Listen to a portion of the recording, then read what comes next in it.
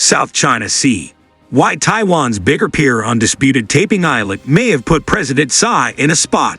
Renovated pier on Taiping, part of the Spratly Islands claimed also by Beijing, the Philippines and Vietnam, will be able to dock 4,000-ton frigates. Calls for President Tsai Ing-wen to lead its opening in assertion of Taiwan's claims have sparked fears of worsening regional tensions.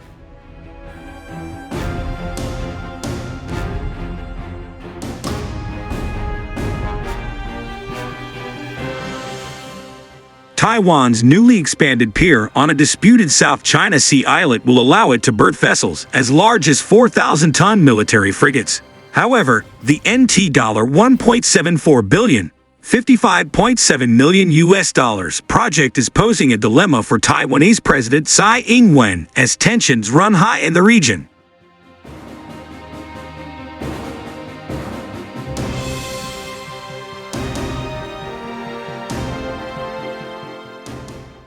The Taiwan-controlled islet of Taiping is the largest natural feature of the Spratly Islands, a South China Sea archipelago wholly claimed also by Beijing, the Philippines and Vietnam.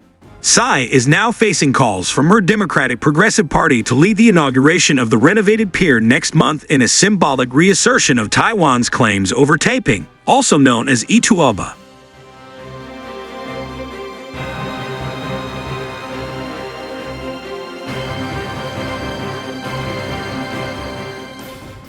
Taiwan's Coast Guard Administration, CDA, said the completed project cleared inspection checks on January 20. With the newly renovated pier, we plan to dispatch a 100-ton patrol vessel to Taiping later this year for regular stationing, an official said on Monday.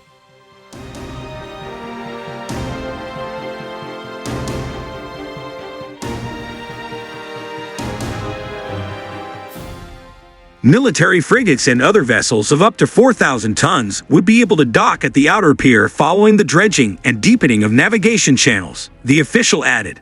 The project, launched by Tsai in 2020, also includes a new typhoon-proof facility for the inner pier. Taiwan has controlled Taiping since 1956 and has a garrison as well as rockets stationed on the islet.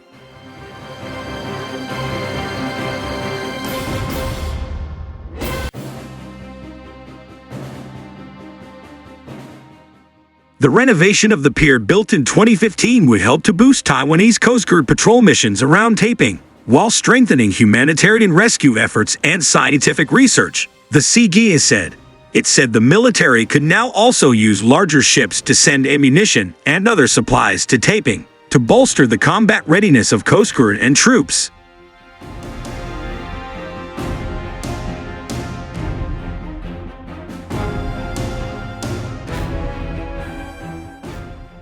The CGA will hold an inauguration ceremony for the renovated facilities, the official confirmed, but asked if Tsai would be invited to attend the event. He said, "Everything is still under planning." On Monday, lawmakers from Tsai's independence-leading DPP urged her to attend the ceremony to reassert Taiwan's claims. Tsai has never visited Taiping.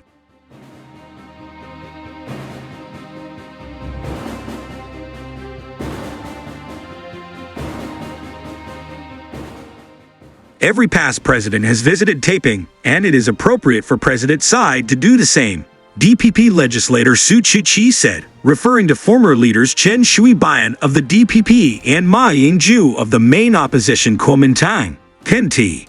DPP lawmaker Lai Juilong said a visit to Taiping would help Tsai fulfill her duties as leader of Taiwan, as it controls the islet.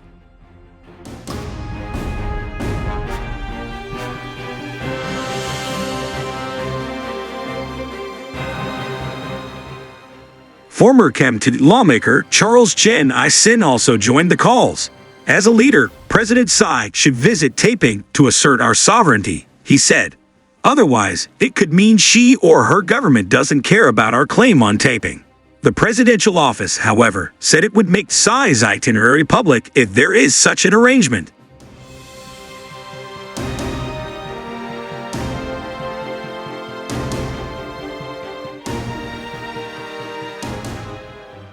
A visit by Tsai risks stoking tensions in the South China Sea, given the rival claims to Taiping, which lies about 1,500 kilometers 932 miles from southern Taiwan and 853 kilometers from the Philippines.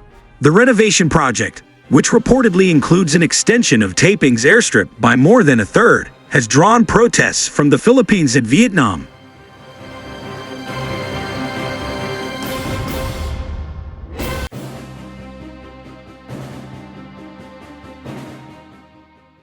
Speculation that the Tsai government ordered the renovation to help U.S. warships dock at Taiping has also riled Beijing, which sees Taiwan as a part of China, to be reunited by force if necessary. The United States, like most countries, does not recognize Taiwan as an independent state, but is opposed to any attempt to take the self-governed island by force and is committed to supplying it with weapons.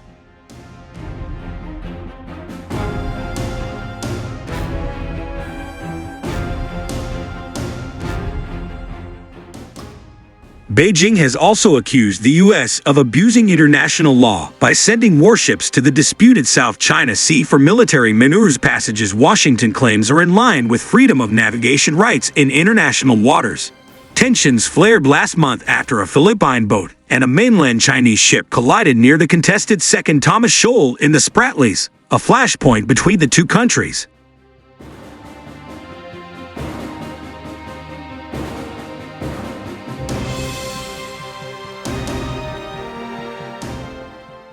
On other media, a Russian warship conducted an anti-submarine exercise in the South China Sea. The news agency Reuters reported on Monday, Jan 29, citing Russian media. After detecting a mock enemy submarine and confirming its coordinates, the Pacific Fleet frigate Marshal Shaposhnikov fired torpedoes and depth charges anti-submarine warfare weapons.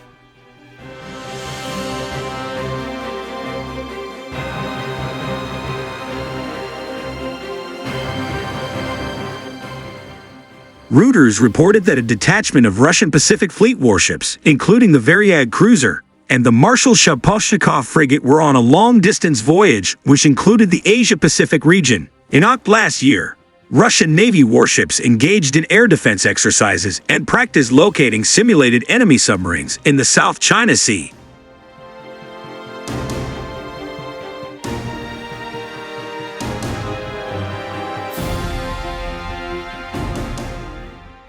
According to a report by the news agency TASS, the drills included critical maritime operations, including honing ship-based air defense techniques, executing simulated searches for adversary submarines, and fostering seamless cooperation with the proficient teams operating Ka-27 helicopters within the Pacific Fleet's Naval Aviation Division.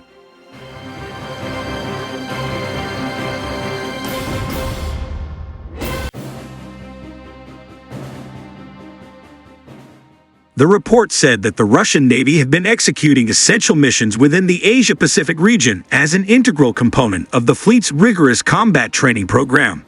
Over the past several months, the Russian Navy has bolstered its presence in the Pacific region, often in collaboration with China.